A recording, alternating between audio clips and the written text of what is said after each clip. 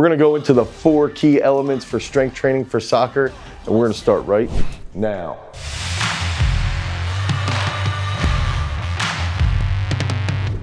What's up, everybody? It's Dane Miller from GarageStrength.com, and if this is your first time to the channel and you're interested in becoming a freak athlete, you wanna run faster, you wanna be more coordinated, you wanna dominate on the soccer field, make sure that you like, you subscribe, and you ring that notification bell so we can help you become a beast.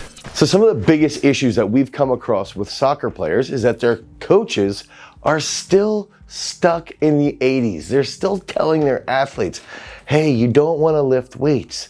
You don't want to get big. You don't want to get big and bulky. You don't want to end up going out on the pitch looking like Kai Green. And that's one of the biggest misconceptions, is that a lot of soccer coaches tend to shy away from resistance-based training. They tend to shy away from strength training. They think that if you're getting into the weight room, you have to be training like a bodybuilder. There isn't resistance-based training that's going to help you be faster, be more explosive, be a little bit stronger, train those key elements that are going to make you a better soccer player. And so that's where we want to go into those 4 key elements that we can do in the weight room to help you become a better soccer player. So that first key element behind becoming a dominant soccer player is that we've got to have really, really good speed. And what does that mean, right? We've got to think about it. If we can look at athletes that are playing soccer, you've got a forward, you've got a midfielder, you've even got defensive positions like a stopper or sweeper. They've got to be extremely fast. We've got to take that step back and start to analyze their actual running phases. So when we're on the soccer field, how often are they running at absolute full speed? How often are they going to be in a starting position and then come out of that start and try to accelerate? How often are they getting out of acceleration and working through that full drive phase? So maybe they're running full speed, they have to cut and they have to drive a little bit harder. And what that comes back to is that typically in most instances, soccer players are going to be starting and stopping, and they're going to be working through acceleration. Very, very rarely are they going to be running full tilt. Very rarely are they going to be running at maximal mechanics. So when we're trying to train that key element of speed for soccer players, we've got to focus our training on actually improving the starting positions and actually improving their acceleration. So that might mean we're going to work on some different cuts. We're going to try and get out of jump cuts a little bit quicker. We're going to try and work on starting positions from a unilateral perspective, from a bilateral perspective, maybe even standing on the side and then sprinting forward, anything along these lines that's going to transfer to that direct speed that they're going to need out on the soccer field. And that takes us into our second key element for soccer, and that's going to be dynamic trunk control, specifically for cutting. Now, what is dynamic trunk control? Think about American football players, somebody like Barry Sanders, who was notorious for making crazy cuts, for getting into really, really steep shin angles and getting out of them very, very rapidly. One of the reasons why someone like Barry Sanders can cut that way is because he has dynamic trunk control. He can coordinate his trunk to stay very upright and rigid while his legs are doing all the work, while his hips are doing all the work, while his glutes are driving and his quads are driving.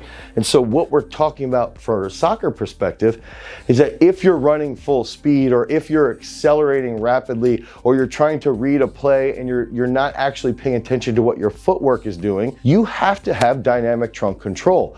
That's going to also help you make better moves. If you have dynamic trunk control and you hold a nice rigid posture and your opponent is watching you and they're trying to watch your torso, watch your trunk, and what kind of move you might put on them if you've got the ball, now all of a sudden, because you have that trunk control, you can do a little bit more advantageous work with your footwork. And that's going to lead to putting your opponent into a precarious position so that you can dominate them. But you've got to work that dynamic trunk control as a key element in the weight room. So this could be doing something like a power snatch or a dumbbell snatch, doing overhead walking lunges with a plate over your head, even doing high knees with a plate over your head, or skipping with a very light barbell overhead. That's going to train that dynamic trunk control. Even if we get onto the floor and we start doing like sliding abs or a walrus where we're actually going to walk with our hands, that's going to train that dynamic trunk control, and that's going to help us become more agile out on the soccer field, and we're going to be able to make better moves and dominate our opponents. That third key element is going to be high-speed coordination. So what does that mean, right? We can think of high-speed coordination in a plethora of ideas. We can look at it from a gymnastics perspective. See someone like Simone Biles. Think about her when she threw out that first pitch and she did a backflip with 9 million twists and landed that perfectly, right? So that's high-speed coordination. Think about a shot putter throwing 76 feet, breaking the Olympic record in Tokyo recently, right? Someone like Ryan Krauser, that's high-speed coordination. Someone hitting a very aggressive snatch. They're catching 150, 160 kilos in the hole. That's high-speed coordination. But is that the type of high-speed coordination that we need for soccer? Yes, those things can transfer very well over to the soccer field, but what we're talking about is someone who's running full speed or someone who's running through acceleration. They're working through the drive phase and they have to have coordination with their footwork. That's one of the key examples here is that when we're training high-speed coordination for soccer, we have to be able to run quickly with a ball, okay? And one of the comparisons that I like to make is comparing this to ice hockey. You could take someone who is a speed skater, take someone like Apollo Ono, and they're historically one of the fastest people on the ice to ever walk the planet.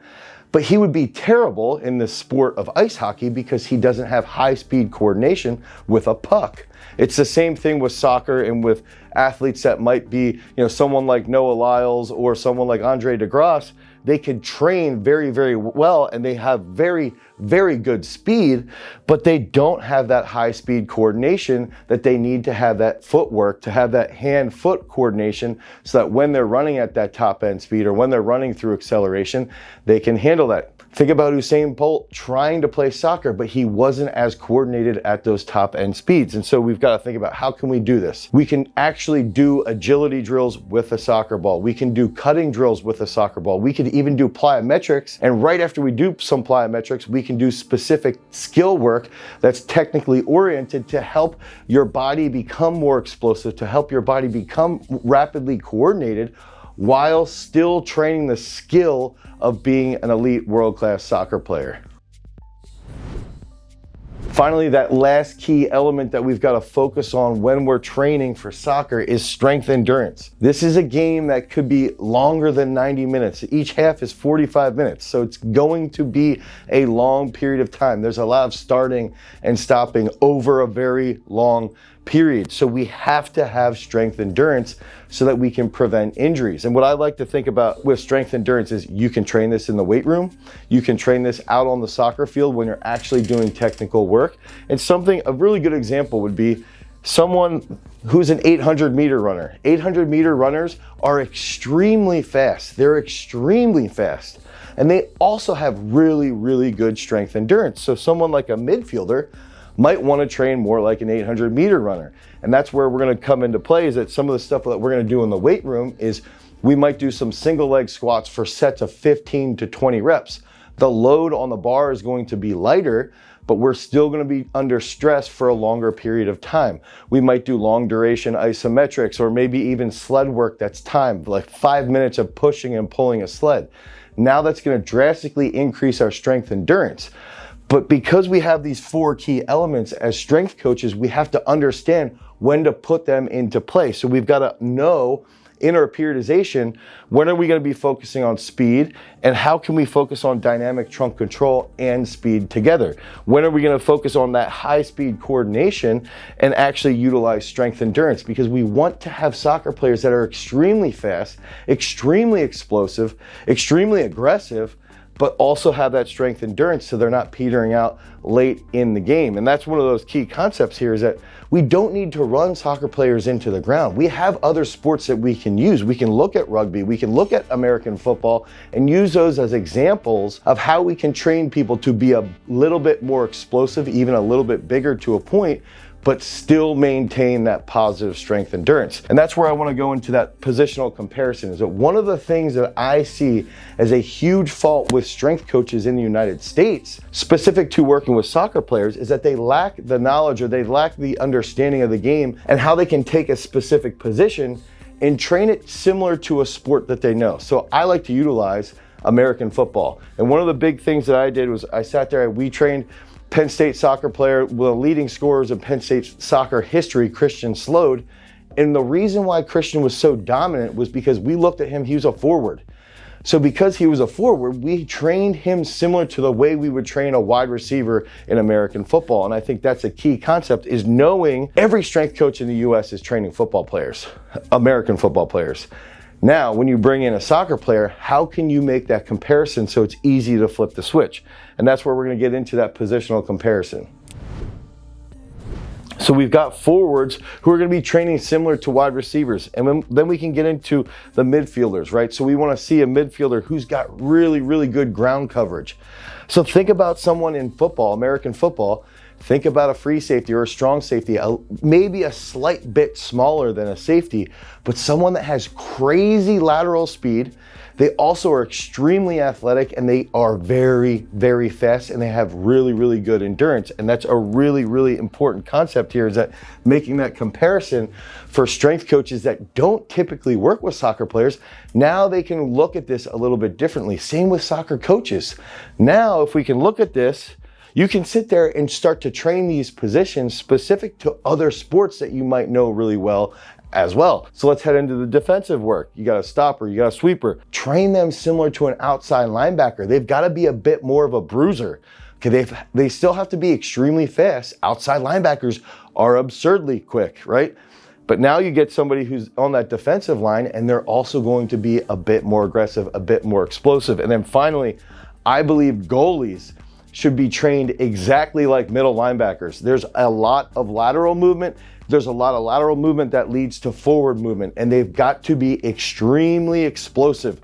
They have to be able to cut on a dime and react very, very quickly. They're getting very, very fast balls coming at them, and they have to make quick adjustments. And one of the big failures I see with soccer goalies is they're not strong. They're not overly explosive.